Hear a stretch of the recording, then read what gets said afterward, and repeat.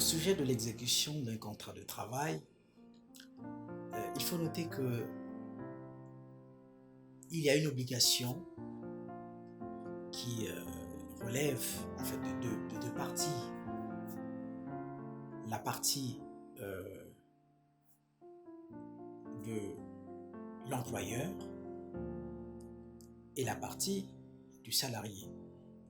Donc nous avons là deux obligations qui ne doivent pas, normalement, ne doivent pas être confondues.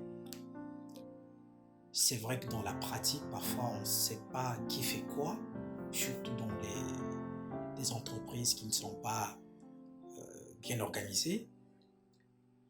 Mais honnêtement, il faut souligner que les deux obligations ne sont pas à confondre, comme je l'ai dit. Alors, d'une part, nous avons les obligations qui concernent strictement le salarié. Nous allons très rapidement épingler 5 obligations qui incombent aux salariés donc. La première, c'est l'obligation de faire. Naturellement, quand vous signez un contrat de travail, il y a un objectif, c'est d'aller travailler et donc d'exécuter, de faire un certain nombre de choses au sein d'une entreprise. Et cette obligation, au sein de beaucoup d'entreprises, est souvent confondue à une obligation qui s'oppose à celle-ci, donc l'obligation d'exécution forcée. Non, ce n'est pas une obligation, ce n'est pas une exécution forcée. C'est une obligation de faire parce que l'on a signé un contrat et on sait qu'on est venu pour faire un certain nombre de choses. Et ces choses relèvent du professionnalisme, du professionnel, allais-je dire. La suivante, donc la deuxième obligation, c'est l'obligation de suivre les directives. Quand on arrive, naturellement, on sait qu'il y aura des directives qui vont être données par sa hiérarchie. Troisièmement, il y a l'obligation de non-concurrence.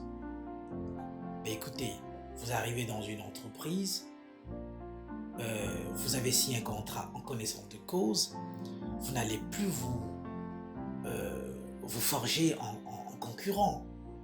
Ça n'a pas de sens, donc c'est une obligation. Vous ne devez pas être là à faire concurrence aux activités pour lesquelles vous êtes venu, pour lesquelles vous avez signé un contrat de travail. Quatrièmement, vous avez l'obligation de non-divulgation. En fait, vous devez garder le secret professionnel. On ne le divulgue pas n'importe comment, sinon presque pas. Donc c'est une obligation. Et la cinquième obligation, c'est l'obligation de loyauté.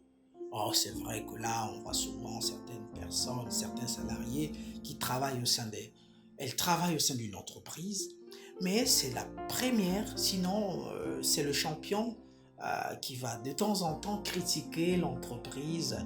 Non, il y a une obligation de loyauté. Ça, ce sont des obligations qui incombent aux salariés. Cependant, le chef d'entreprise, sinon l'employeur ou le patron, lui aussi, a ses obligations. La première, c'est l'obligation de procurer le travail, sinon le contenu du travail, au salarié qui a été recruté.